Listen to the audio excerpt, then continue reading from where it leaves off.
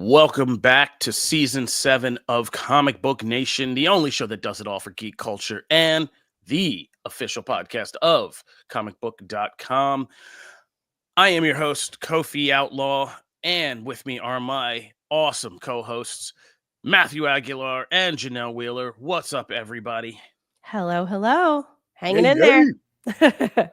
And today is top efficiency style. We are going the top efficiency style of CBN, which basically means I talk a lot less and ramble a lot less and detour a lot less. So let's get into it. We got a lot to talk about today. We got a new show coming. We got a show that's coming back, The Last of Us, a show that's going out, Daredevil Born again. I Saw Sinners. We're going to talk about it. And Star Wars Celebration is happening even as we speak. So we're going all over the geek sphere today. Plus, Matt's got a thick agenda, so we got to get to that. Sorry, I didn't mean to make that sound creepy. I was trying to make it sound like robust. And, of course, we got comics to talk about. So let's jump into it. Like I said, I'm trying to be top efficient. And here we go. First things up, let's talk about Daredevil. Okay, guys, we are finally here. I got to see all the screeners, so I've been, burdened with knowledge like Thanos for these last 9 weeks, but I was kind of, I tried to tell you specifically, I'm looking at Janelle. I was trying to kind of tee everything up with this. Even Vincent D'Onofrio tried to tee things up for you with this to prepare you for everything. How did you guys feel about the finale of Daredevil Born Again? Janelle, let's start with you because I'm highly interested to see what you have to say here. I was underwhelmed, actually. Wow. Yeah, it was weird. Whoa. I don't know if it's just because I was finishing up all of the season of Black Mirror and starting Severance season 2. So my brain wasn't in this more like straightforward situation of like do you know what self-care is? I know. I've been sick, so I'm like, well, why don't I just be miserable mentally as well as physically? Wow. Yeah. But Doctor Who, I just found out it released, and I'm getting ready to watch that, so that's gonna be great.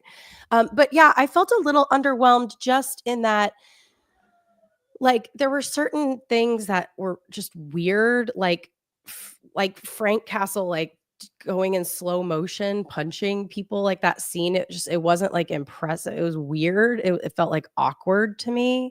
I don't know. It was like a strange thing in Matt's apartment. And then like it wasn't impressive. I'm like, why is this in slow motion? Like it's his back and he's like trying to like kill someone. It was weird. I don't know. I don't know what I expected, but I was more intrigued with our other villain because it was more twisted and strange. I loved everything that, I'm probably biased, but I loved like Fisk. I loved everything that he was doing and everything that he was in. But I think I expected a little bit more. And there's nothing in particular, there's nothing specific that like didn't crush it for me. It just wasn't as alluring as some of the other things that I was watching. It wasn't as like, I didn't get sucked in. I didn't escape into it the way that I do some things. Like I checked my phone once in a while and I'm like, okay, like what time is it? Like, is the baby still sleeping? And that's weird. Why? I have no idea. Yeah, I mean, it was, and also like I saw in your show notes, you said, did the finale redeem the rest of the season in your eyes? I actually loved the rest of the season.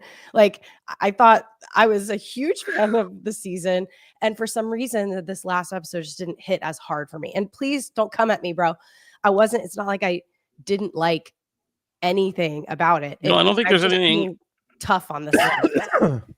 I mean, overall, you are sitting in the same spot as many people in the fandom. It's just weird that like you're flipped from the majority of people who were like this. The middle of this show was a complete mess, but I liked the last 2 episodes. The last 2 episodes were kind of the proof of concept that they turned this thing around, and now I feel like I'm watching a more cohesive show, which has been the general consensus. You're like, I actually loved with them cooking with all this different stuff in the middle, but I don't like kind of where we ended up by the end. So it's interesting. So overall, like on average, everybody's kind of in the same place, which is some of this worked, some of this didn't for me. Yeah. So kind of like a 50. We just did our re-rankings and I put this squarely in the middle because it's like half of this. I mean, it is the Frankenstein show and always will be. It's like some Yeah. worked, some of this different didn't. Now, Yeah. depending on what you like, you may lean one That's way a really or good the other. point. Mhm. So I liked the story, for I just the last 2 episodes felt disjointed, and I think didn't they change the showrunner? I think something like that happened or something, I don't know, that's what if someone told me the other day. I just like it I don't know, it was just a different vibe. I like the directing and stuff, it just felt different, and I liked last episode of this last season. I don't know, Matt, what did you think? um yeah, like I mean, I was one of the ones who didn't love how this started, and it was messy in those first couple episodes. And then as time has gone on, I feel like they kind of did find their way and essentially try and cover the the cracks in the wall, right? As we get there and leading all to this. I really loved last episode and was kind of I was interested in see like how do you top that, right? That's a finale episode. Like that episode had everything that you wanted a finale. And then I thought this episode they did a fantastic job. I was like I thought that I thought that fight scene was so great only because like there's odd parts, but like that's also kind of the quirky nature of John Bernthal's Punisher, and that's also what makes him very human. And that's the thing I like about his Punisher, right? He's a little off, and the way he does it. I love Matt. There's a line that Matt says right at the end. He's like, "Oh my god," because all throughout the fight, I just love that he's also like he keeps chiding Punisher, like, "Oh, Frank, don't do that. Stop that." He's like a parent, right? He's like he keeps getting after Frank for like brutally killing these people. And then at the end, he's like, "Oh man, you're such a liability." He's so there's such like almost a married couple. and I love that vibe. Even as this like horrific stuff is going on around them, there's still that very like human element of like, oh my god, this is why I don't bring you to places. And then Frank's getting all pissed off or whatever. That's great. I've had the biggest issue in this season with the stuff they pulled from the original series, mainly Karen and Foggy. And that's why, like, I was happy to see Foggy go. Like, cool, we're done with one. And Karen's been like AWOL for most of the season. And I thought this episode did a lot to kind of rebuild her in a way in my eyes. Like they did it, like they did a lot with her in this episode where I was like, okay, cool. Like you kind of brought me back a little bit with her. And I liked some of the things she says to Matt, and I like that it was her that called for it. Like there's a lot of stuff in there that I'm like, okay, cool. We can rebuild this character. Foggy, there was no rebuilding for me. I just couldn't stand that character anymore. But Karen, we got hope, and I'm happy going into next season. So I dug this finale. This got me hyped for season 2. These last 2 episodes are the ones that got me hyped for season 2. Yeah. I think here's where what I will say. I think I was, because like you, I thought the finale could have been last episode. So when I got to, I was like, I gotta really see what they were doing, and I had forgotten. I was like teeing up last episode. I thought like the whole thing with Punisher and all that was in last episode. I thought the finale was kind of all of this was spread. I forgot how much they pack into this episode. It's crazy, but I just remember it was the first thing is it's jarring. You don't see it coming, kind of where this episode's gonna go. Like you don't see like Matt running into. You don't see Frank kind of necessarily coming back, and Karen being like the architect of that, and that whole kind of turn being, and it's an unusual choice because this is a show that had like all these other characters that I could barely remember their names now, like Cherry and his partner at the law firm and all of that, which were obviously going to be the supporting characters in that other show that they were going to do. But I loved that this actually is the episode that shows you kind of the MCU appeal of it all, which is it's still very much obviously they go out of their way to make sure we are doing this like Netflix, if not more hardcore with some of the violence and the darkness and kind of that. But the MCU appeal is we can seamlessly bring these characters together. It's a Daredevil Punisher episode, team up episode. Here's where it is, because Netflix was this kind of robust deep dive into these characters and their worlds and all that, and all that's already done, which was the smart thing to do. This was always a real estate game. Like, why reboot Daredevil as this blank slate when the other show did all this deep lore work that nobody's going to forget about? And the same with the Punisher and the other Netflix characters. You've did all the work to make in these actors that we are so attached to and still around, like Cox, D'Onofrio, Bernthal, Ritter, Mike Coulter, like not Finn Jones, sorry, but everybody else, you know, like we are sorry, man, no shade, but like we're still attached to these actors and these characters, and they've done so much work. And Deborah Ann Wallace Karen.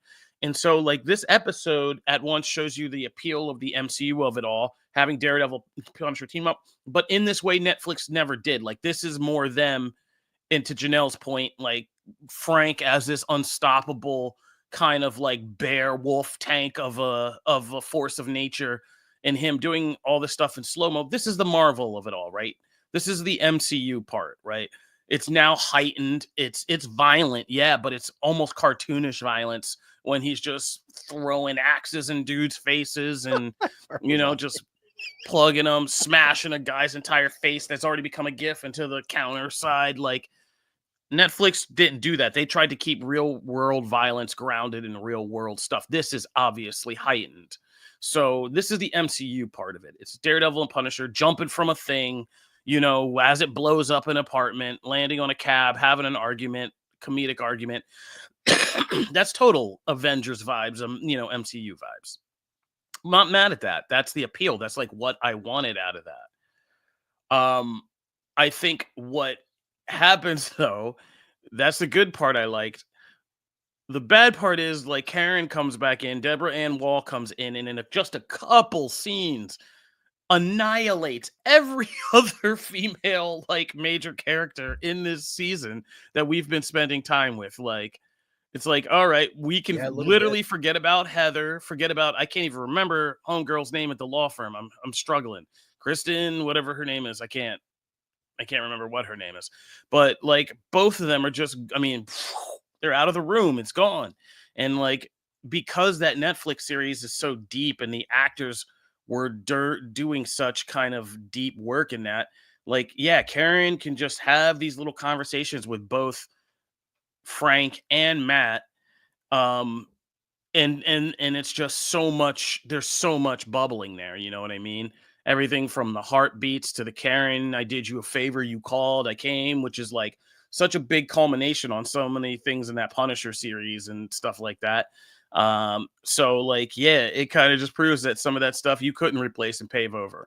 Like, that Netflix stuff has to be here. Like, but I thought this was a good marriage of the two. We, like, in the last two episodes, I feel like we finally got this marriage of the Netflix, the Marvel cinematic, and they found that footing. So I'm good, and it feels like season 2 could be really lit if we really do it. Now, here's what I'll say. And I was on the Excellent Film Realist podcast with our buddy Kyle, and I was talking about this. I need to see, this has to be like a Marvel crossover in the comics. I need to see actual Devil's Reign, right? If you're not familiar, what happens at the end with Fisk and martial law and outlawing vigilantes is taken from a Marvel story called Devil's Reign. And I need to see this be like a real Marvel comic crossover, in that this has to have impact across the MCU, and it has to be consistent. And it's not going to be a long time. We just need it for a year before we get out of all this and start secret blipping it, beep, beep, beep, beep, and resetting everything. But, like, I need to see, if we're getting Ironheart this year, there has to be something, if this is in New York, about this and about, like, what is going on with vigilantes. I don't need it to be the major focus of the film, but Spider-Man Brand New Day has to be cognizant of the fact that Peter Parker's swinging around in New York, that, you know, is run by Mayor Fisk, and that it's a little bit trickier out here for him. Like, that's got to be part of it.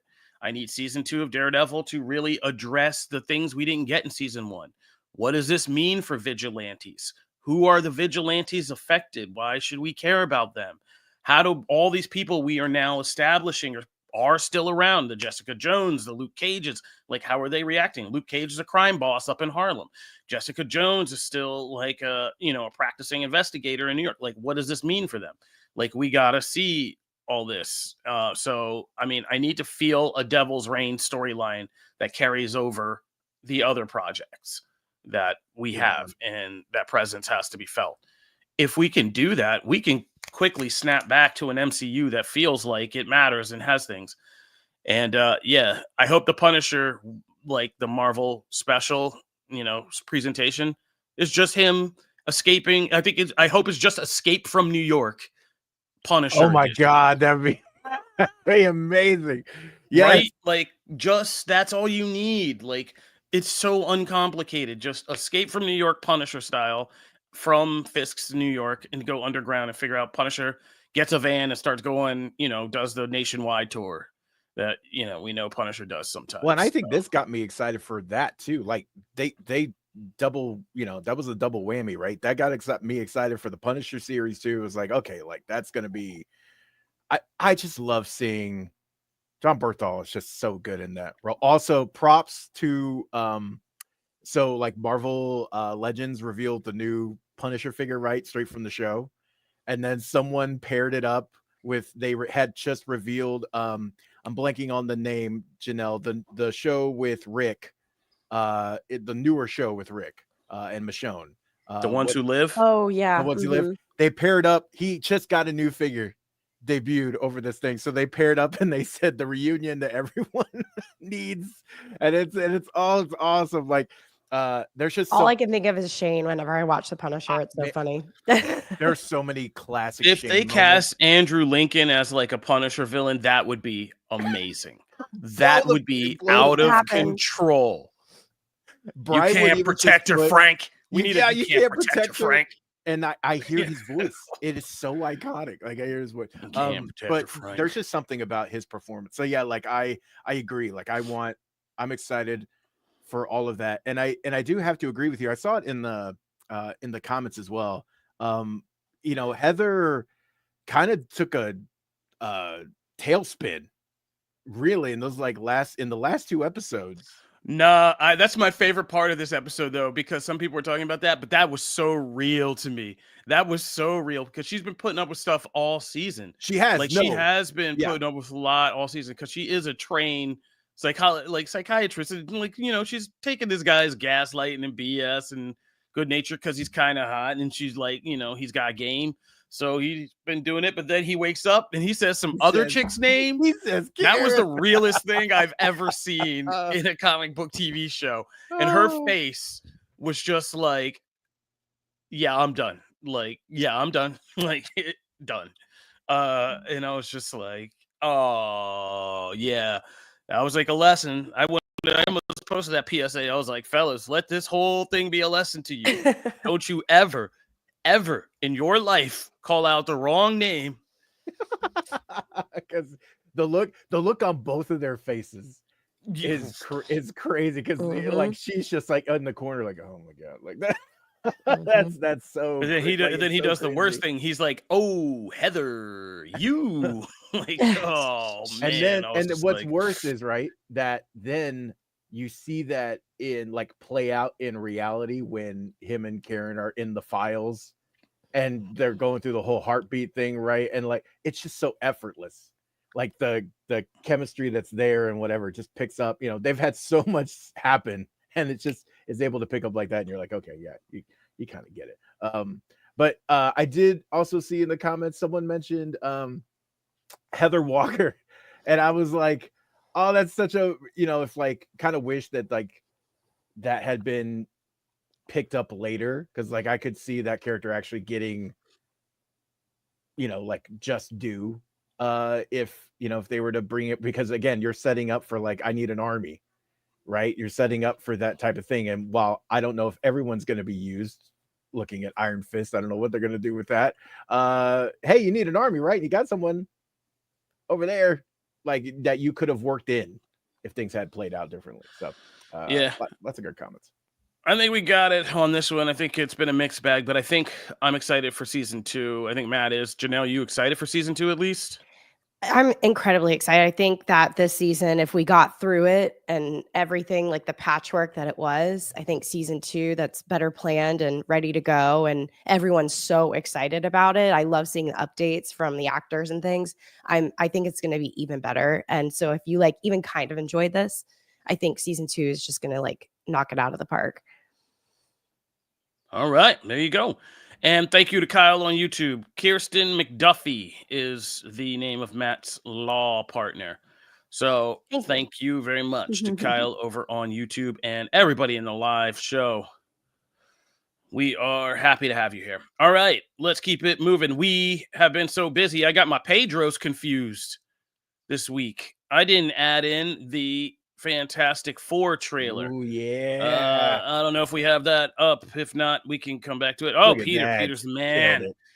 Producer Pete today running the show. Thank you very much. He has slept very little. He's watching Star Wars Celebration overseas, but he's still here running the show for us. So thank you very much, Peter. Yeah, the Fantastic Four trailer came out. We've been so busy this week that this has been like a blip and it was gone off my radar like so quickly. But what did I thought this was a good trailer. I think that they're doing some ways very smart and very safe with this movie. We got a taste of everybody's powers finally. We got a taste of everything we needed to, but just enough of a taste. But I think they've invested so much on the aesthetic, the world building, the kind of showing us this reality and kind of what it is. And and I think this trailer did what I wanted to see the most, which is just seeing their dynamics as a family together. And this scene kind of finding out Sue's pregnant and all that kind of stuff. And I think they picked really good, smart, safe scenes. Like that whole thing of a family bonding over a pregnancy announcement and stuff like that, and seeing everybody's personality and the kind of core dynamics that are at play. I thought this was very well done. I also think that this is doing a good job of teeing up a much darker story than we think is. They're selling it in a happier way, but it's a much darker story about the end of the world and, who do you save? Who can you save? What do you do? Like, all of that stuff. And damn, we know the world's going to end. So like, it's kind of a grim story here. And I'm also really interested if there isn't twists in this, because I feel like Pedro and the whole Reed Richards thing, like, I'm not convinced that we're not seeing a Maker origin story in this one. Like, what happens to the Reed who lost his world? You know what I mean? So we're going to see. But I thought it was pretty good. Silver Surfer, I know some people have been going off about this Silver Surfer thing. I don't care, guys. Anytime you're painting somebody silver and, doing that whole nine, it always looks a certain kind of way to me. But, you guys can go off on that. I thought it was pretty good. I think everything looked pretty good, even like that shot of Reed and the stretching and all that. I think Sue Storm's really going to be the MVP of this, as she should. And I kind of am interested and excited for this one. The more I see of this, the more this becomes, and I can't believe it.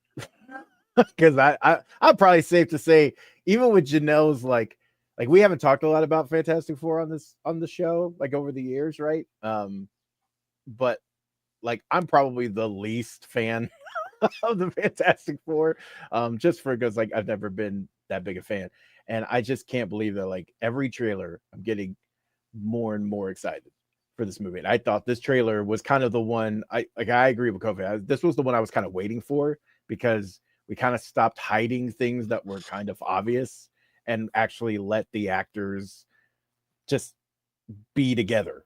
And that's the whole thing. This movie is the Fantastic Four, but it's a family, right? So it hinges all on that. If that doesn't work, then half your movie's done before it even starts. And also like seeing, so I didn't see like a lot of, I also didn't go out seeking it. I kind of been off a lot of social the last few days, but like I didn't see a lot of pushback on Silver Surfer. Maybe perhaps because I was expecting more, because I just go in expecting that these days. But I thought she looked really cool. Like from the very limited, shots we see of her. I like the whole Johnny thing and meeting her up there. I thought that was a cool moment.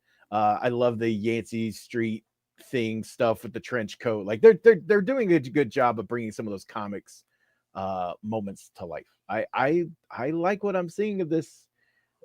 Thunderbolts is still my most anticipated Marvel movie this year, but this one keeps inching up, and it's surprising me.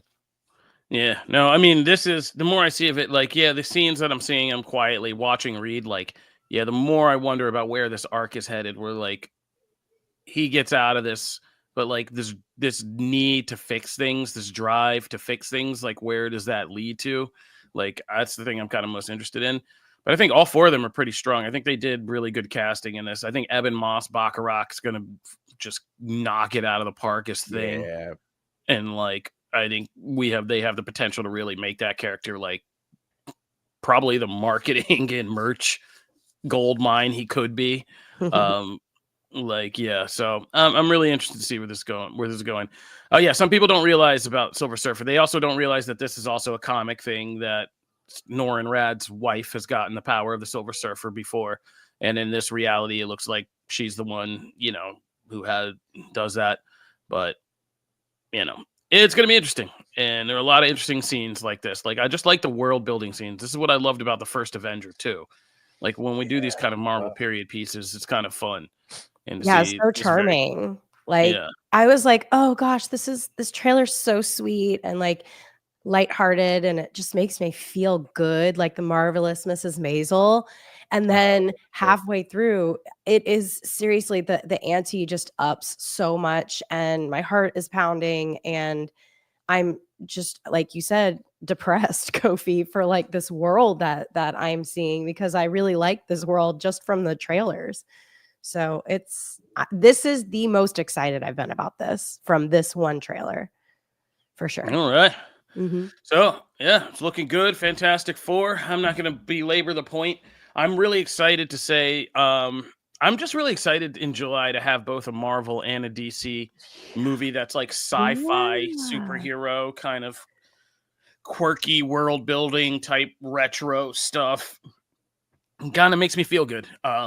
Feels like all those 80s, 90s comics I'm put in time for is finally paying off. So I'm excited for both. I don't have to choose. And yeah, and it's both these kind of like feel good natured heroes, in Superman and the Fantastic Awesome. Four. So I'm kind of excited for both. It's going to be a good time. And yes, We're Kyle, going I to be. will see it in theaters.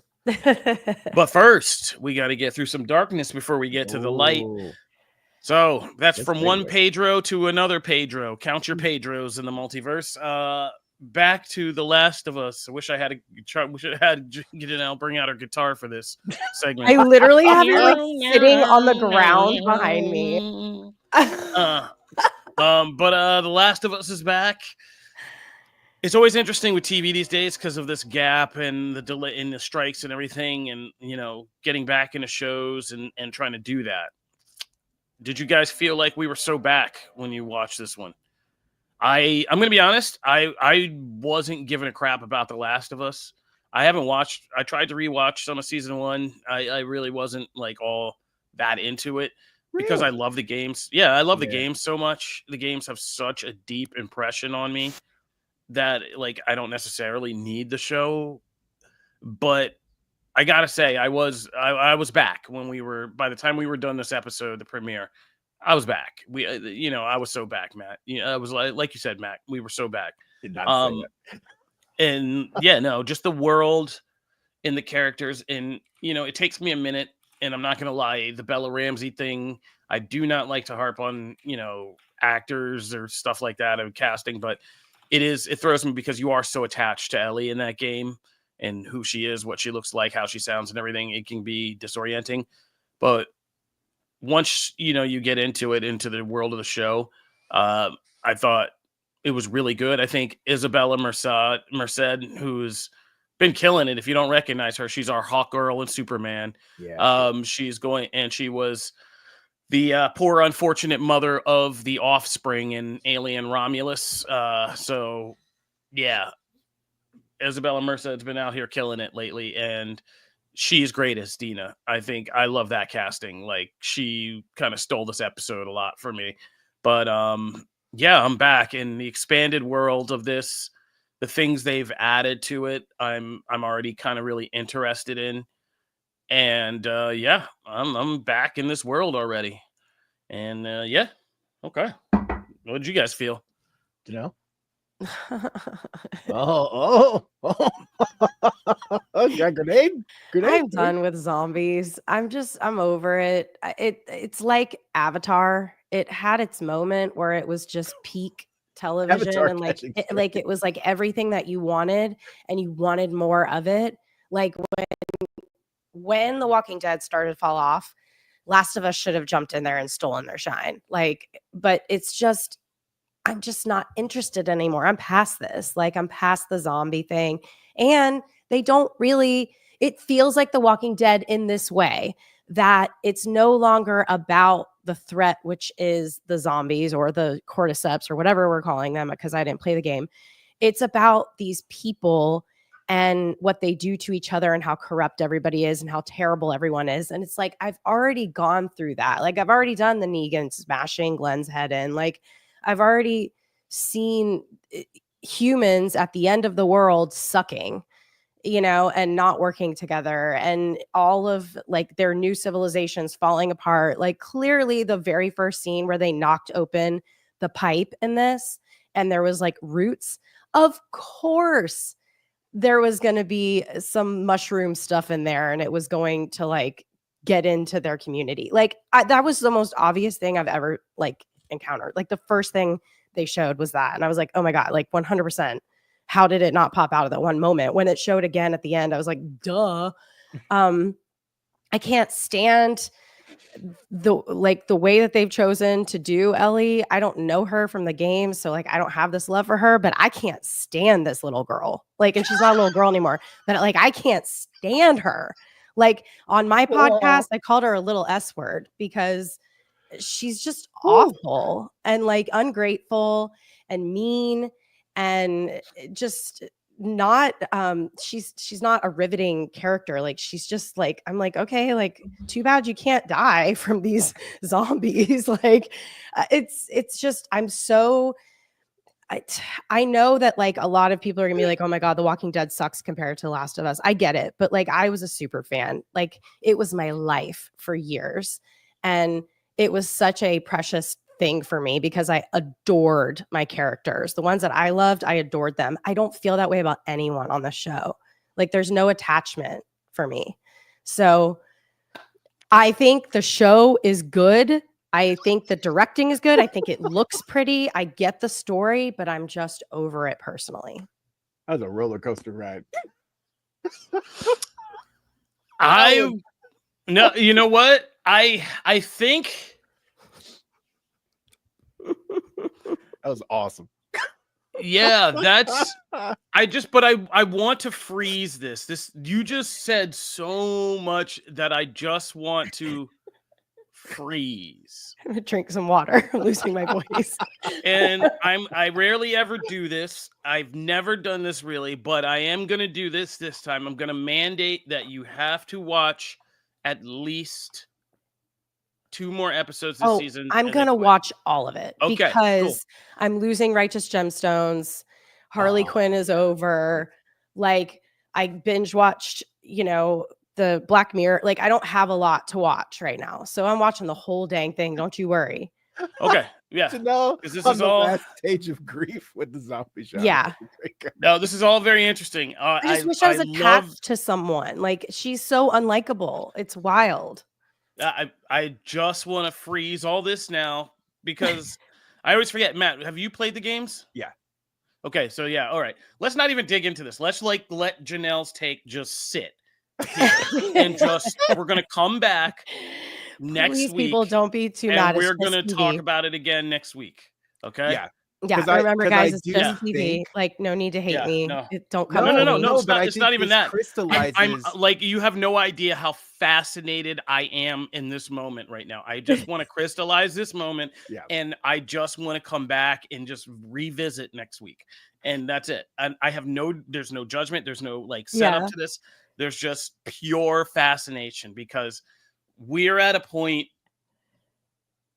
like where you're standing right now is so highly interesting. And based on the merits of just the show, just this episode. And I don't want to talk too much. I don't want to say too much. I don't want to argue any points. I just want to crystallize this moment, and we're going to come back and revisit because I'm going to be so highly interested in how you evolve. I over hope the I season. eat crow. Like I want No, to. it's not. It's I don't No, know. but It's I not gonna. want I can tell you right now, it's not a setup to like pull the rug. It's literally just gonna be a case study on how you evolve and thought over the season, and then getting to track that in real time is gonna be amazing content. And I just I'm wanna excited have too. it. Yeah. Yeah. No, 'Cause- I'll definitely be watching it. Don't worry. Okay. Like All there's right. no doubt on that. Yeah. Okay. Cool. Then let's just keep moving. Then we can save time. We can do this. That was awesome. Yeah. All right. So, yeah. Where are we at? Let's take a quick break, and then when we come back, we're going to talk about Sinners, Star Wars Celebration, comics, and Matt's agenda.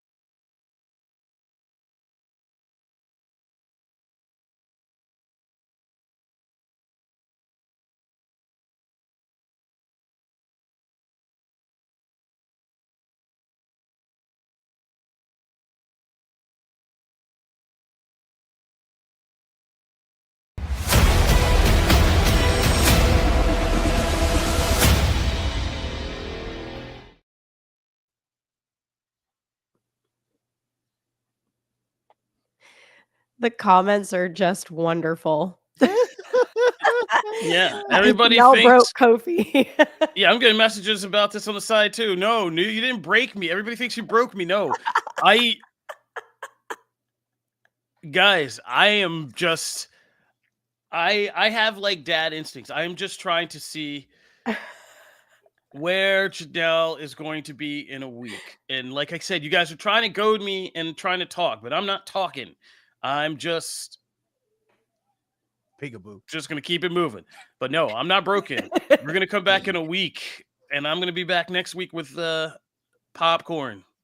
Turn the TV All on. right. Here we go. Let's talk about Star Wars. Let's get into Star Wars Celebration. So Star Wars Celebration's happening over in Japan right now, and we're getting some interesting things that are coming out. So far, let's talk about the biggest stuff.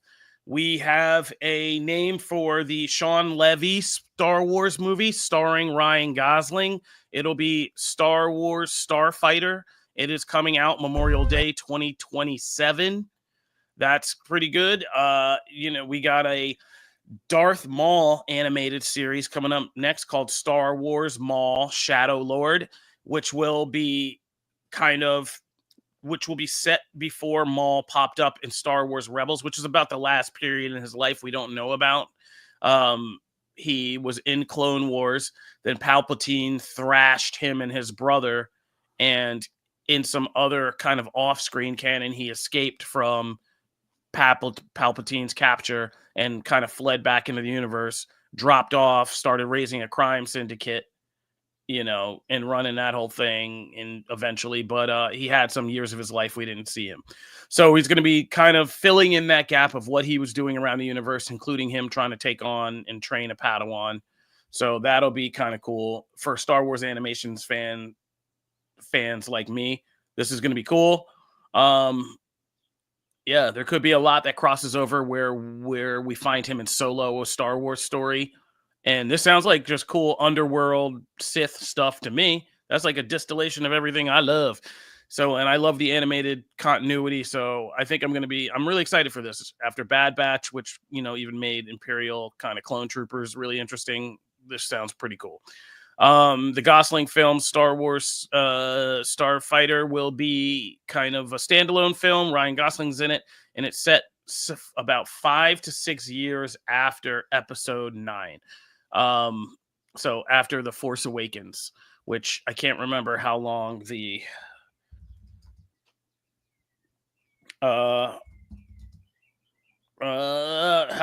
entire sequel trilogy is. I'm not really sure. Let's look up that nerd stuff. How long is the Star Wars sequel trilogy?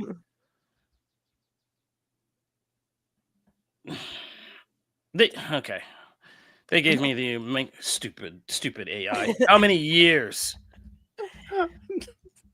I didn't even have to hear anything. It's just the look of Oh, the entire sequels trilogy is just 1 year. So okay, wow. so this is going to be the Is it? furthest down the timeline. Yeah, it's 1 year. Wow, that feels incredibly short for that. That's crazy. I didn't know. Yeah, that is so stupid. I've never looked that up. That is incredibly stupid. All right, sure. So that whole entire war is 1 year. So kind of more of a skirmish.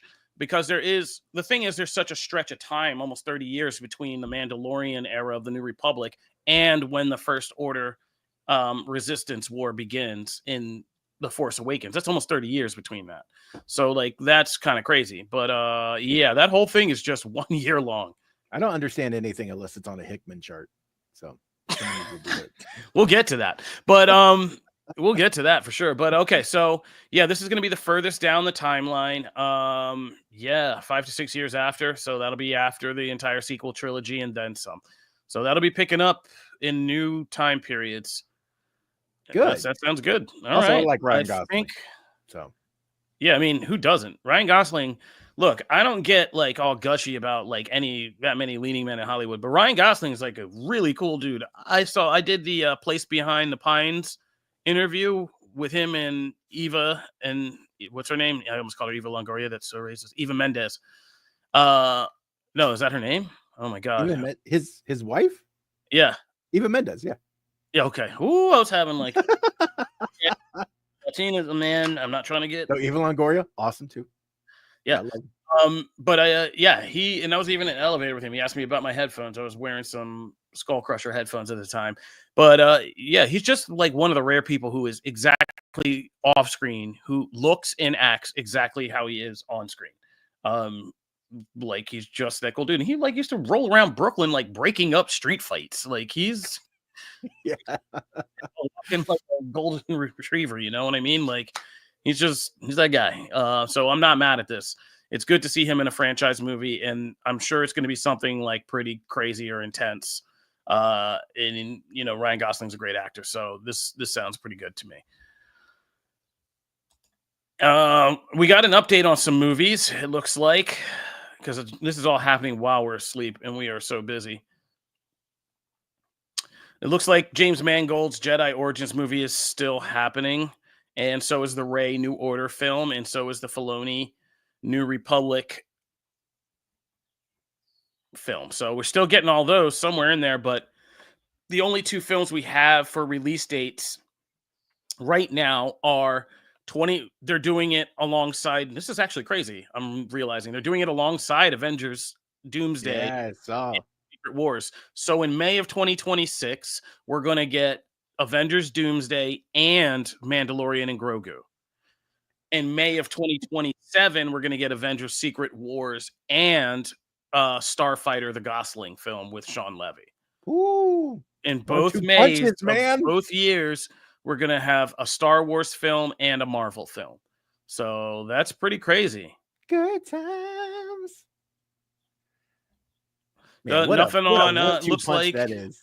I will be going to the theater and buying whatever popcorn bucket they have for May. No, I mean, we're going to have to ball out for May. I'm going to start saving now. I need a movie fund. July this year, May, the next couple of years.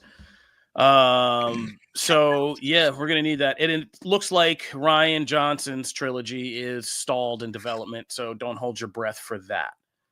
But this is only the beginning. We are going to have a lot more Star Wars content all throughout the weekend. We have a team out at Celebration. Chris Killian's on the ground with our video team. Christine is on our socials, keeping everybody up to date. We have a whole squad on this weekend. So, keep an eye on it. But so far, I mean, what they're announcing seems like a pretty good coordinated press event, and good coordinated releases. So I'm excited about that. You guys have any thoughts? Anything? Janelle, I know how you feel about Star Wars. Do you even want to say anything? I mean, Andor just looks amazing. I was going to get to that next. Yeah. Yeah. So, we have a lot more to go for Celebration. Obviously, we kind of covered some big movie stuff, but TV side's a big deal as well. And so is animation. So we expect announcements for more TV shows. There's Ahsoka season 2. Andor season 2 is coming. We also maybe get some new announcements we're hoping for. Then there's the animated things that I think are the strongest part of this franchise right now, which are we got Tales of the Underworld, continuing those anthology shorts like Tales of the Jedi and Tales of the Dark Side. Next will be about Asajj Ventress and other people involved in the Star Wars underworld, smugglers, assassins, things like that. Is it Fennec Shan? I forget who else is in it, but I'm excited for that as well. And Star Wars Visions, another additions of that, because Star Wars Visions is that noise, baby. I love Star Wars Vision. So keep in books. There's always books. I want to know what the hell is going to happen to the High Republic, because that seems to have fizzled out. So I'm kind of interested what they're gonna do with all that. And if we ever get anything with the Old Republic, are we going there ever? So we'll see. Present Republic. The present Republic. Is there still one? Ooh, topical. But let's keep it moving before I get too topical. But that's Star Wars Celebration. That's happening. Keep it locked to comicbook.com/Star Wars. We have a Star Wars section that is going to be filled with content all weekend. All right. So I'm going to talk real quick about Sinners. So Sinners is out in theaters. This is Ryan Coogler's new film with Michael B. Jordan, this unstoppable team that has been going at it now for over a decade, since Fruitvale Station, where they kind of got their start together. I had the esteemed honor of being one of the journalists who was invited to their big press tour for Creed in Philadelphia. One of my favorite press tours ever. They took us to the Rocky Gym. Stallone was there. It was crazy, but it was a good time. But I got to talk to Ryan Coogler and everybody back then, and just, I knew this guy was going to be really just a star of a director. And then he got Black Panther, and the rest is history. But this is his, an original film, kind of mostly black cast, not all, but mostly, black director. There's a lot kind of riding on this. He wrote it, he directed it, he produced it. And he's working with his kind of muse, his star, Michael B. Jordan, 100 million budget. A lot of interest in this film. So, our own Charlie Ridgely jumped out the window, giving this, I think, a 5-star review. Charlie, surprise. But I think that it's not crazy, because I think this is a movie. I put out a tweet. I'm not going to read it here. It has explicit language in it. But I think the gist of it was that at the end was that Ryan Coogler is going to kind of mess around and make me believe in movies again. And that's because Sinners is very much a cinematic experience. Like this is like why we go to movies, and Coogler kind of demonstrates what a lot of filmmakers have forgotten. Like there's a lot of movies that are just made by bullet point assembly lines. Now it's like, we got to get to this scene. They're predictable. You kind of know how they're going to go. And while the story has an overall framework but like that, it's just what a movie is a kind of framework of a story, but filled with all of these things that are supposed to be unique for you to be in the theater for: sights, sounds, things like that, spectacle. And it has all that. There's a lot of this movie that's about the lore of this movie, about music, the power of music, how music transcends kind of like time, space, and, even these other supernatural realms of mysticism and stuff like that, is a big part of this movie that they don't show you in trailers. But there's like an entire kind of dance sequence in this joint that is so uniquely like Ryan Coogler, where you see kind of cascading different forms of music and time and dancers kind of all in the same room in this crazy sequence that is just like it's insane. And you see little hints of it in the trailer, but like that kind of stuff. And it's just like, it's in this movie, and there are these long musical sequences like that. There's a vampire dance sequence in this movie. You know what I mean? Um, and it's all about like Irish folklore and Irish kind of folk dancing. And it's like, these are things put into this movie that don't have to be here, but like are awesome to look at.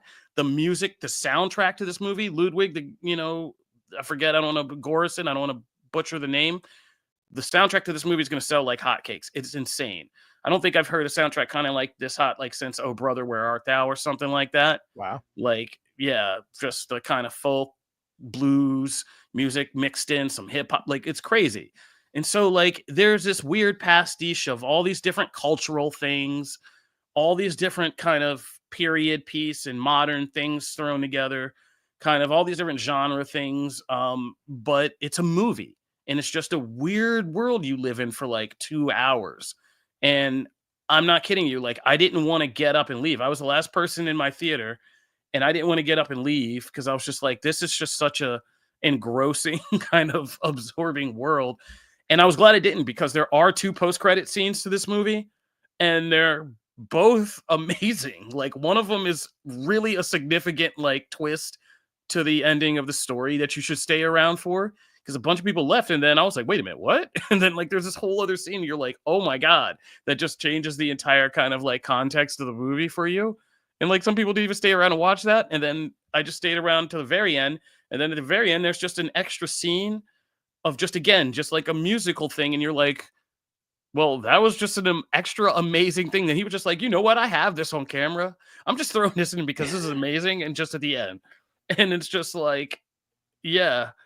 And in the last scene is just a musical performance, and just one of the performers just doing a serious, just like banjo music performance. And you're just like, okay, well, we didn't need that, but that was amazing still. And so like, yeah, I want to go back and see this again. I was just mad I don't have it in 70 millimeter. I'm a big film geek. When I was in New York, I used to live by Village Cinema that had 70 millimeter prints. I got to see things like Hateful Eight, The Master, other stuff in that, and it's amazing. So go out and see that if you can. See it in IMAX if you can, because like I said, like Coogler understands film is spectacle. We go to be in a place and see things and be in places we can't be in real life, and to escape and like be in these other worlds. And while this is a horror movie, it's not about jump scares and stuff like that. It's kind of more, it's literally the vampire. Most of this hinges on the vampire invite rule, right? Like, you got to be invited in if you want to kind of come in, and it's all about kind of more about that. So great movie, great world. Michael B. Jordan playing 2 different roles is just incredible. This kid can do like anything. Like, these 2 characters he's playing are just, it's Smoke and Stack are like it's just like instant classic. So I don't want to talk too long because it's just me talking. The rest of the pod is here. I want to talk to them, but I can't recommend seeing Sinners enough on the big screen in IMAX. There's just nothing else like it. And it's just like, oh right, we can make original movies that are just amazing. And Haley Steinfeld, it's bugging me out. I'm not gonna lie, like, it's bugging me out because I want to give Haley Steinfeld her flowers and be like, she's great in this. She's like sexy. She plays a great, like an amazing character in this. But then I'm like, she's also the little girl from True Grit. I can't forget that, because I was reviewing her as like, oh, she's the youngest, greatest actor. Like, yeah, but no, she's all grown up and she does great in this. And like, yeah, she's amazing in this too. So everybody in it, Delroy Lindo's amazing in this. Like, what is he not amazing in? I mean, he's just one of the greats. Like, I mean, he's so good in every. And I'm mad at Marvel because him and Mahershala in a Blade movie is the easiest money you could have made in the universe. Mm-hmm. Like, him as Whistler and Mahershala as Blade, and their back and forth would have been just. That movie makes me more mad by the day that it's not not happening or whatever. I will believe that movie exists right when it's a screen. Yeah. It's not happening. But Haley Steinfeld plays a real ride or die type in this movie, and it's good. I was like, oh, okay, Haley Steinfeld. Wunmi Musaku, I always butcher her name, Agent B13 from Loki. She's amazing in this. Like, everybody is. Jamie Lawson, Bella Real from the Batman. Also really amazing. And the kid they introduced in this, the kid who's like the main character in this, is a newcomer, Miles Canton.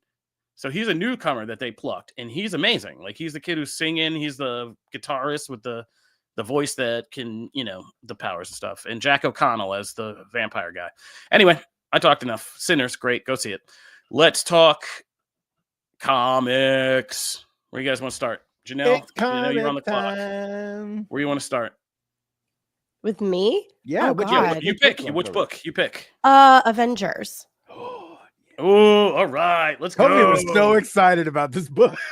I mean, look at that variant. Wouldn't you be? Like, look at that variant cover. Yeah, okay. So I'm just not going to hold you. I threw it out here that this was my favorite team debut since Thunderbolts. Like, I thought this was my favorite since the first issue of Thunderbolts. Very similar vibe, but completely different concept. I like this team already. I like the different people who are on it together. And I like the kind of twist behind the book and its kind of main storyline. So I was pleasantly surprised. I don't try to read a lot of the previews for comics or anything. Like I don't watch trailers. So I kind of went into this fresh. And in this whole era of Doom, I thought this was a good team launch. And I instantly already want to see this. I want to see this team remain. I want to see more of the lore about them. Same. I want to see all the things about them. Like, I'm locked into this. Janelle, what'd you think? I am so thrown off because I genuinely don't know any of these characters except for Killmonger. So I was very confused to start, and then as I became familiar with the story and what was actually happening and kind of remembered the context because I had forgotten, I kind of fell in love with this book. Like, I love seeing this team work together. This is something I've never ever seen before, and it's okay. Like, it works for me even though I don't know who all of them are, because I'm curious about them. I'm like, who are you? Like, what was your past? Clearly you don't have a good one. And I want to know who you were before this and whose villain you are. And what, I'm down a rabbit hole and I'm trying to Google each one and okay, when did they face off with who? And I think that's really great cool thing about it though, because it's we're all in the same boat. It's all people we know, but variants of them we don't. Yeah. So it's each one of these people's familiar, even if you're a film fan, Malekith. Well, I was going to say they pulled a lot from the MCU, right? Exactly. Yeah. This is all from the MCU right now, except for Onslaught, who was just as soon as I saw that, I was like, wait, what? In this version of Onslaught? And I was just like, okay. But they're variants, so we're all on the same page with the same questions about them. Like, oh, wait, who are you? Like, who were you? Like, what happened in your kind of lifetime and all that? So you're not alone. We're all on the same page. That was kind of the fun of it for me. Yeah, Damon brings my question going into this when I first saw this announced was, oh, okay, this is just Doom's Avengers, and we've seen that Dark Avengers play out so many times, right? So I was like, okay, I didn't have a very big hype level for this book at all. I was going to read it just because oh, hey, I should read that, right? But I was not hyped for it. And then Kofi jumps in the chat, like, oh my God, we gotta talk about Superior Avengers. And I was like, all right, oh, okay, well, that doesn't happen all the time, right? Especially Marvel lately, right? It doesn't always happen. So okay, let me jump in this. And I gotta say, it starts off in a pretty predictable place.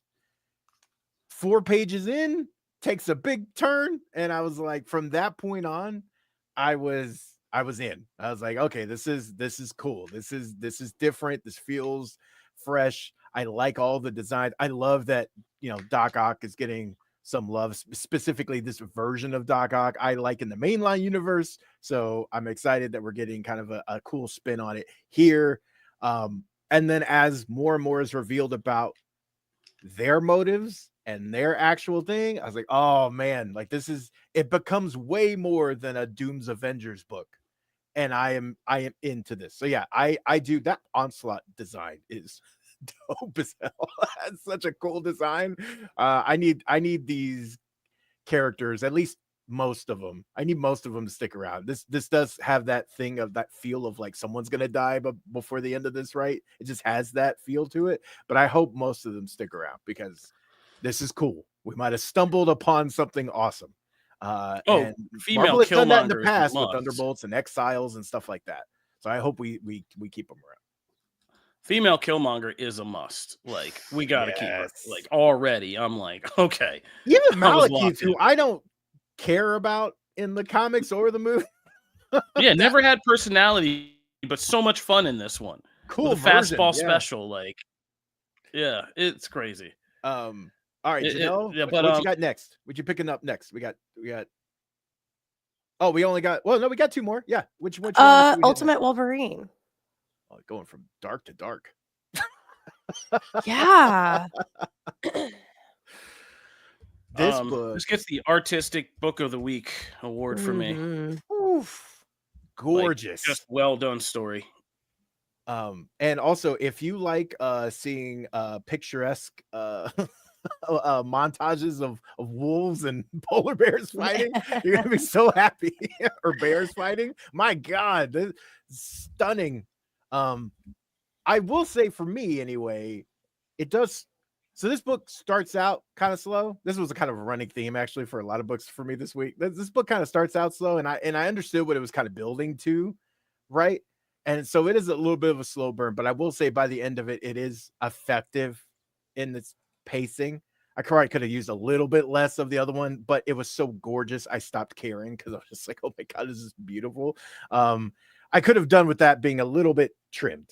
And let's get to the other stuff. Because my word, like the Ultimate books, again, we talk about this with Absolute books all the time. And Ultimates is rightfully there right beside it. The bonkers ideas and scenarios that they are placing these characters in, it's just like you read this and then you go read a mainline book and you're just like, what the what the hell, what are we doing here? What are we doing here? This Ultimate Wolverine has been so good. And again, he says nothing. I think we're keeping a running tally now. I don't think he says anything, right? Does he say anything in this one? Internally, he repeats the same series of words internally, but which he doesn't is like say anything outwardly, right? No.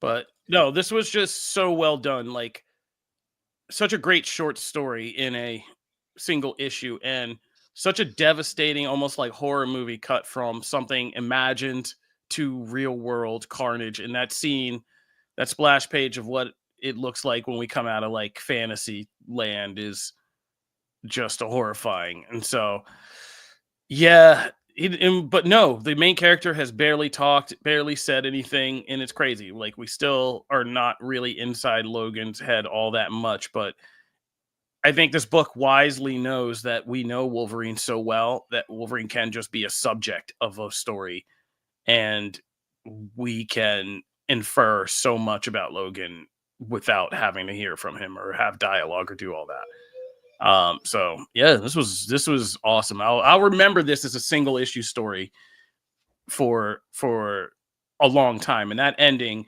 was haunting. And I love that they have a page of an email dialogue at the back, just so you can help settle your trauma and be like, look, here's what you're looking at.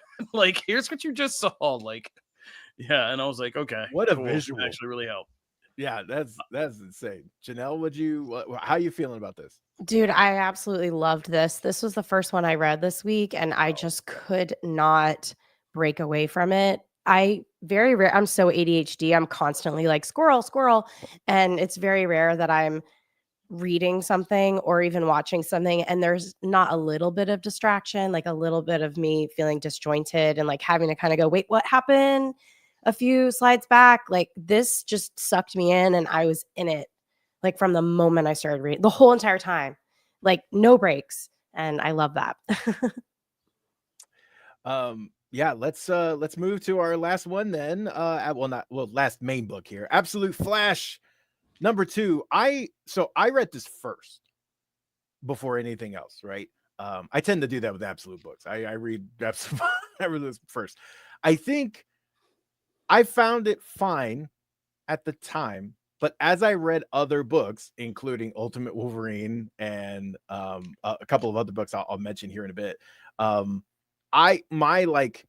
this was probably kind of the lukewarmest I was of a book. And this might be like the book that's just not clicking with me as much. But so I'm more curious to see what you guys think, because like this, I don't know what it is about Absolute Flash. It's the one that like of all the Absolute books, it's probably the one I'm least excited about, and the one I'm least excited to read. That just might be me. But what do you guys think? Am I like super off base? I'm a sci-fi mystery nerd, so like I like a Severance, and this is very much that to me right now. This is more like a dark Severance, kind of like they are playing with time a lot in this book, and the notion of time and the Speed Force and what the Speed Force is very different in this book, and I think Jeff Lemire is like really kind of cooking with that, and I'm actually fascinated in this book. And this issue actually hooked me deeper, weirdly enough. I guess I'm the grenade. I found this to be more compelling than even like Green Lantern, Absolute Green Lantern, because I like this book made me. I think I know what he's going for, and I find it fascinating. Like, so ever since Kingdom Come, right?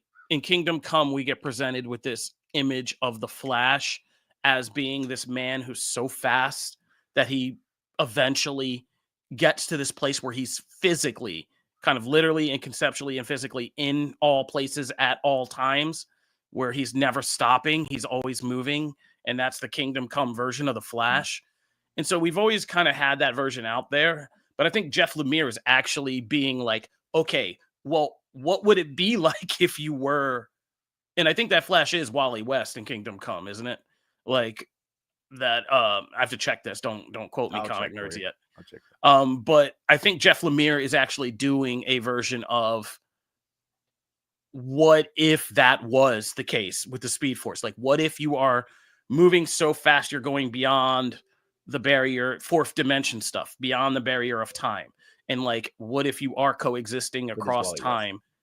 What? It is. Was Wally. it? Yeah. Okay. So like, yeah, it's that idea of what if you are coexisting in these different points because you are moving. This is all advanced theoretical science stuff, right? Which is why it's kind of a dense book and it's going to be off-putting to a lot of people. But like I said, I'm a sci-fi theoretical nerd. In my secret time, I read about black hole theory and all that crazy stuff and breaking the boundaries, like what happens in the fourth dimension when you break beyond the boundaries of time that gets absorbed in a black hole, but all this faster than the speed of light stuff. And I think that's what we're playing with. Is that interesting in a tactile book to most people? It's probably not going to be. But I think as a writer, I would say probably maybe up the pacing of this and get to a point where Wally's beginning to harness more control of this, and therefore we can have a little bit more order to the book and kind of order to the logic of the book and what's happening. But I am this issue made me fascinated with how they're illustrating him trying to deal with the perception of being in two different time points or moving between time points and trying to keep up with the perception of that.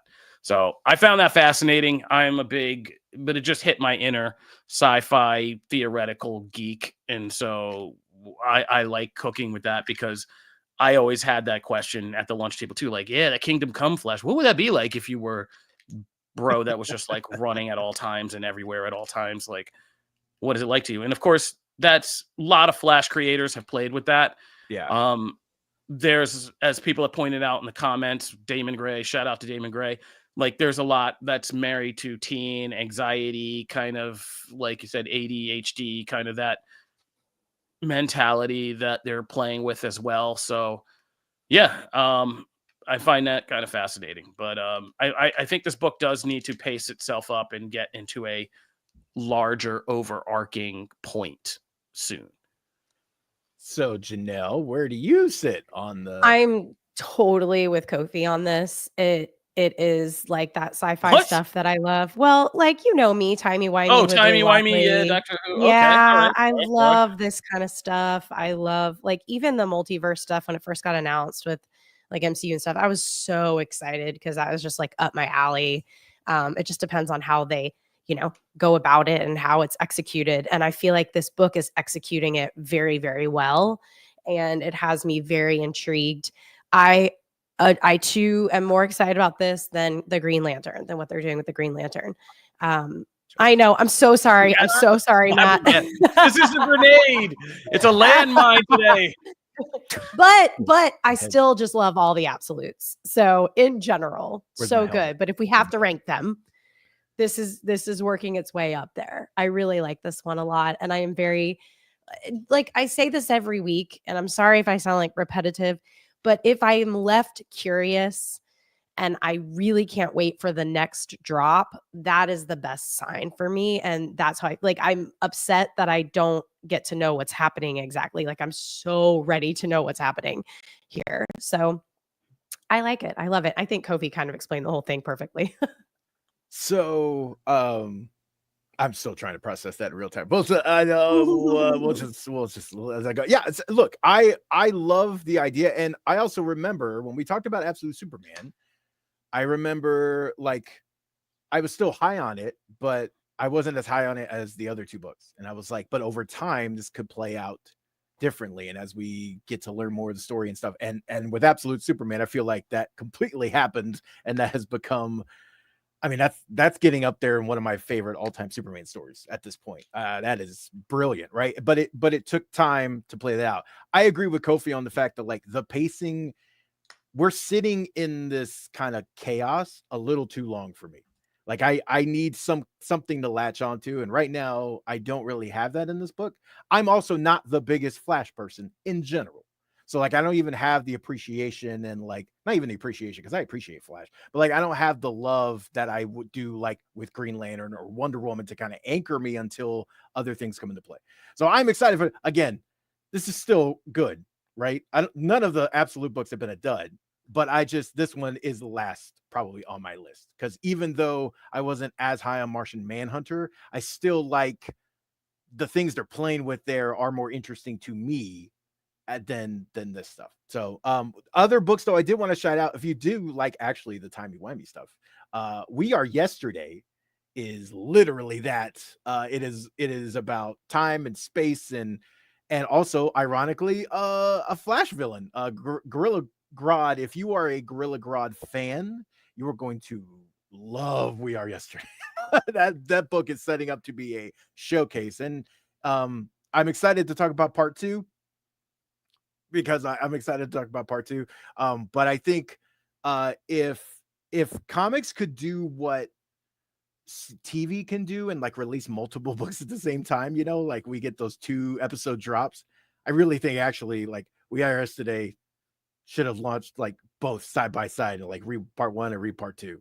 That's how I'm excited I am to talk about it. But I will say that I really enjoyed We Are Yesterday part 1, because it does set up things. It's a classic Superman, Batman, and actually Flash style story on one side, but it is setting up things for context with Gorilla Grodd that I think they're gonna pay off.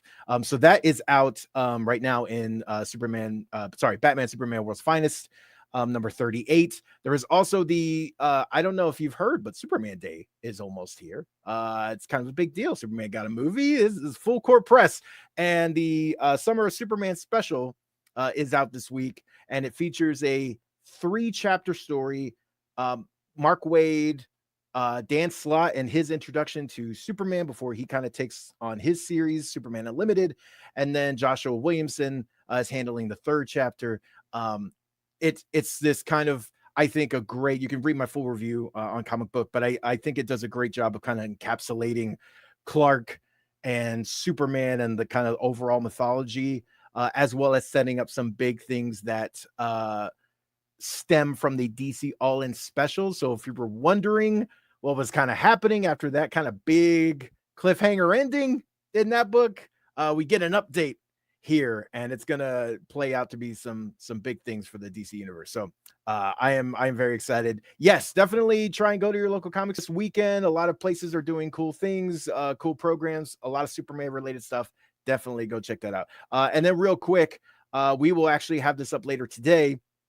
But Exquisite Corpses #1, we will have a special early review of that going live later today, and I'm very excited for that book.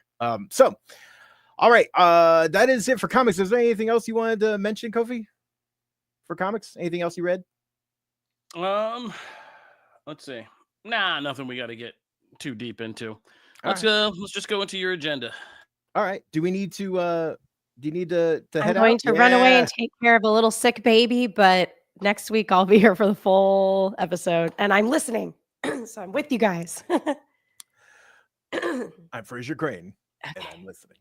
There you go. All right, That's bye, your Fraser guys. reference for the day. Bye, Janelle. Bye. All right. So yes, it is Superman Day, but also there's another big thing going on. Don't know if you've heard of it.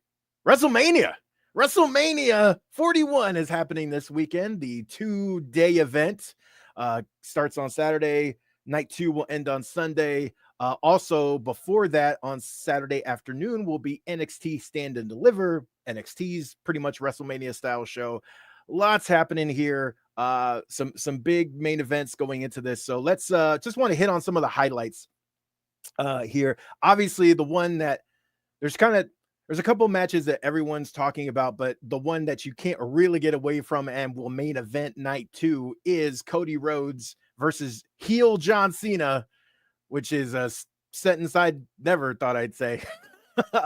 That'll be for the undisputed WWE Championship.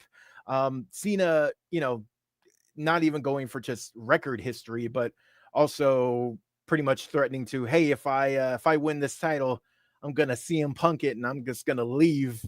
And selling out to The Rock. We've been building that up over the last few weeks. There have been some great promos. Cena's actually going to be on SmackDown tonight for his kind of final appearance before WrestleMania. That is going to be a big one.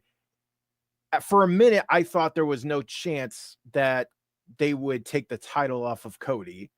And then as time has gone on, especially like over the last 2 weeks, it does feel like maybe that momentum swing has happened to, well, maybe they do give Cena. It's his farewell tour, right? It's his final year really of active wrestling and doing this. So maybe they do give him the title and they have Cody fight to get it back, right? And kind of give him a story for a while to kind of restore, WWE's title and things like that. Maybe they go that route. I don't know. At one point, I thought that was just never going to happen. Now, at least I have a little bit of doubt, which is what you want going into these, right? So that's the big one for night 2. Night 1's main event is going to be a huge triple threat match between Roman Reigns, CM Punk, and Seth Rollins. And this is the thing I love about WWE. We've built an entire story about this triple threat around 2 things. One, Seth Rollins forever changing WWE history and betraying the Shield.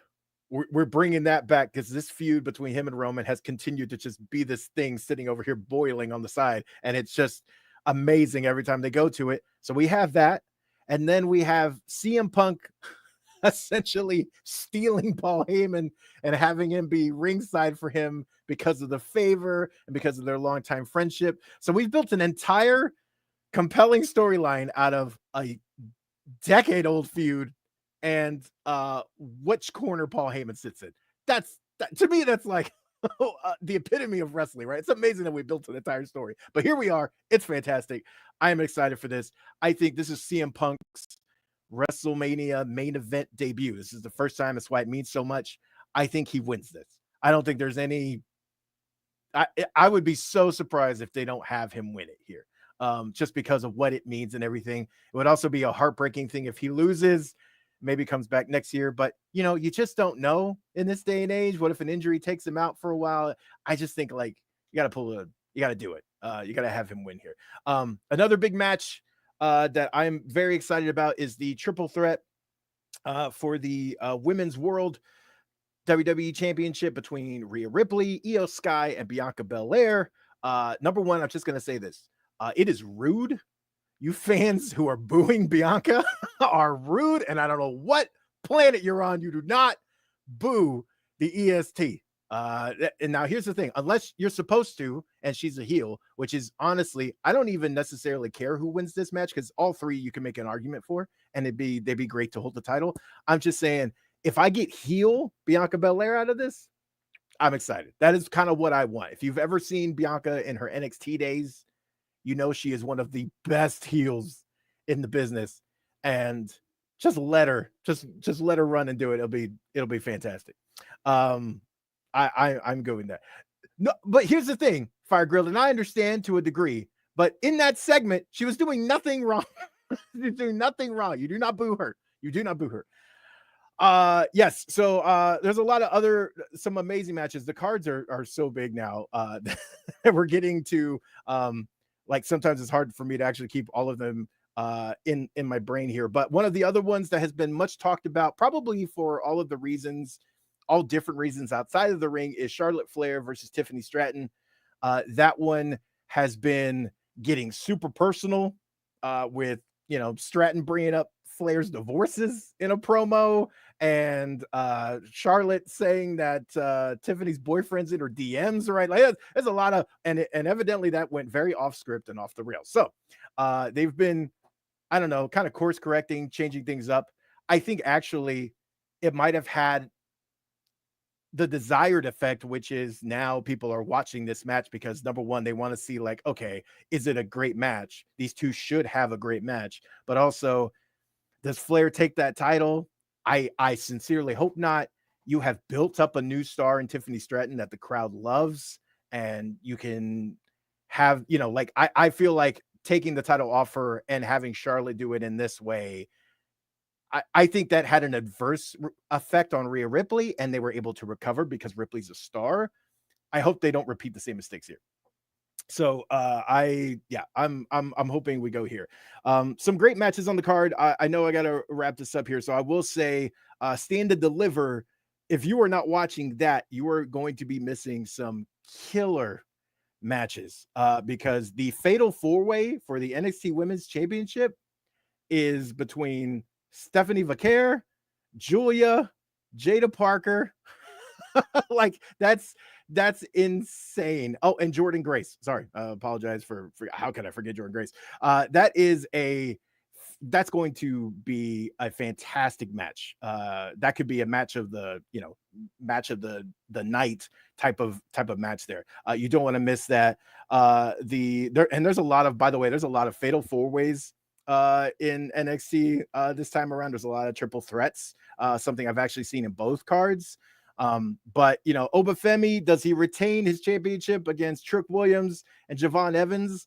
I think so, because I think Trick Williams is main roster bound, and I don't think Javon is like right there at that like title tier yet for the NXT championship. But I think it will be a great match. Also, this match right here, the ladder match for the women's North American Championship. Anytime you get a ladder match at an event like this, it's going to be insane. But with so many, like, there are some beasts that are in this match. They're going to put on, like, there are going to be some very crazy spots that are hitting social media after this match hits. So I think all around, all across the board, it is a pretty stacked card. And yes, the hail, Alex Glean. Yes, I was so excited for her to come back. Chase U is also back. Me and Nick need to wear our Chase U shirts. So yeah, I think this is going to be a stacked weekend of wrestling. And WWE has shown that they're okay with taking risks and swings that piss a bunch of people off on the internet. The Rock might show up and throw another wrinkle into things. Who knows? Well, we know at least Roman Reigns is. Oh. Yes. Just got that on my timeline in real time. Boy, yeah, Roman's been doing the press circuit, and boy, there have been some surprises. The Vanity Fair shoot was one, and he's been saying some things. Lots of talking. It is an interesting WrestleMania, but I think it's going to be a good one. So make sure to be, of course, I will be on all those days for all those events, be covering the events live. So make sure to tune in at Comic Book. Keep your eyes peeled there for lots of content, and hoping for a good show. Real quick, I wanted to talk about something completely different. We're going to move into the realm of gaming and Cyberpunk 2077.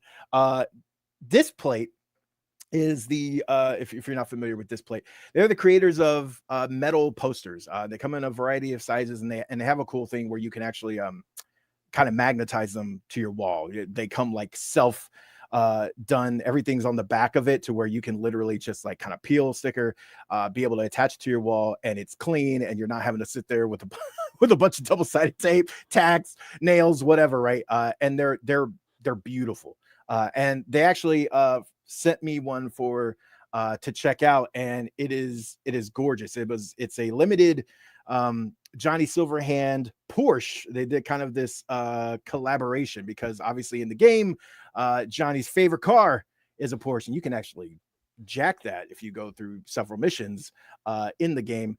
Here they went ahead and displayed it in this kind of gorgeous, I mean, it's like purple, pink, and so I wanted to show it on camera here because this right here is what it looks like. And I'm trying to reflect the color because like that thing is stunning. It is just like the colors just pop off. We got Johnny sitting there in his Keanu Reeves glory looming over the Porsche, and it's really really stunning. So you'll probably see this in the back of of the shots here and on camera. And this is, you can actually get, what's great is while this one you might have to kind of look on the secondary market to grab that one right now, because I believe right now anyway it's sold out. But they have so many gorgeous cyberpunk themed displays that you can grab. They also have some WWE ones, there's Power Rangers ones, there's Marvel, DC, right? You can go through them all, and I have a bunch in my cart. So this is not good for me. I don't need this. So yeah, make sure to check that out. You can check out our whole write-up on it on Comic Book, of course. But wanted to give a shout out there because they are just, that is stunning. And it's just, especially with me, right? I've got lights and stuff like that. If you have like lights in your setup and everything, it's just going to pop. Last but not least is I wanted to talk about a new game that embargo is up, and wanted to give some early impressions on it. Thunderfolk. It's a new game from Dreamhaven. Everyone here knows you have to indulge my talk of tabletop quite a bit. I love it, and anytime we can bring some of that feel into the digital space and into video games, I am all for. And Thunderfolk, number one, features warriors that are animals, and anyone who knows me knows I'm a sucker for that. You can play a polar bear, and you can play a berserker polar bear. You can play a bard who is a bat. That is amazing. That is awesome. But what's great about it is if you get a couple people in the house playing couch co-op, everybody does a quick sync up towards the beginning of the game, and you actually control this from your phone. So you're sitting in front of a big TV. It's playing on PS5 or Xbox or PC, and you're watching the gameplay and everything play out on the TV screen, but you're actually making the decisions on the go on your phone. So everyone's sitting there, and the app is like, really intuitive. You're able to select, not even just like, oh, hey, what do I want my character to do in combat? You're in between combat sessions. You're like going into town, exploring the town, meeting NPCs, doing all these little stories, picking up little quests and things, but you're doing it from your phone and interacting with everybody around you, because like, oh, hey, I just did this thing, I'm talking, but all of it's also playing out on the TV screen. You can actually see like everybody moving around the town. Like it's finding that sweet spot between getting everybody around the table of what a board game does or a role-playing game does, but also bringing kind of the technical advancements of seeing it all play out on screen. The game is really pretty. It's kind of from this isometric view. You can do fun things like it really wants you to make this world your own. So it allows you to name things that you encounter, right? So like you can name drinks in the tavern. You can obviously name your characters, but you can also like name some of the enemies and things like that, and they'll pop up for other people. So it's just, it allows you to add some personality to a game, which typically in like a video game like this, a lot of that stuff is going to be pre-scripted, pre-done, right? It's whatever the name the developer came up with, and you're allowed to change like maybe your name, but that's it. And this one, they really kind of want you to put your stamp on the world. And it's a very beautiful, colorful world. And it encourages couch co-op, which again, it's one of the beauties of getting people around the table and bring it to the screen. It's really cool. They do need to work on like the online play portion, because like that I feel like is a little clunkier than needs to be, because obviously you can't always get everybody to just come in and get 3 or 4 people like to sit and play a game for a couple hours, right? So having that other online component and it'd be a little more seamless would be great. But I think they're onto something really cool here, and I'm excited to kind of see this evolve and grow as time goes on, and I hope it catches on, because you can also play the solo, by the way. I know it's kind of geared towards co-op play, but you'll just pick like several heroes and control them if you want to play solo. So you can play this on your own if you can't get everybody together, but that sweet spot obviously is having a couple people and going over to a friend's house and just like getting lost in this world. So Sunderfolk is something I am very excited for. So I think you guys should check it out. So that is my agenda this week. All right, that's Matt's agenda, and that is it for this episode of Comic Book Nation. We are the only show that does it all for geek culture and the official podcast of comicbook.com.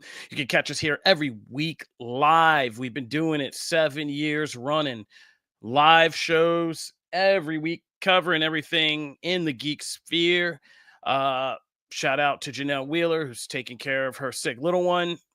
Shout out to everybody who is celebrating the Easter holiday weekend, the Star Wars celebration weekend, and every other weekend you have in between. We want everybody to have a safe, fun, and good time this weekend. And if you have some time, check out some content. Go to the movies, see Sinners, read some comics, or catch something on the TV screen that is worth watching. Hopefully we've pointed you in the right direction. All right, Matt, let's get out of here. I'm going to go enjoy my Easter weekend. You enjoy yours, buddy. This is Comic Book Nation. We'll see you next time. Peace. This is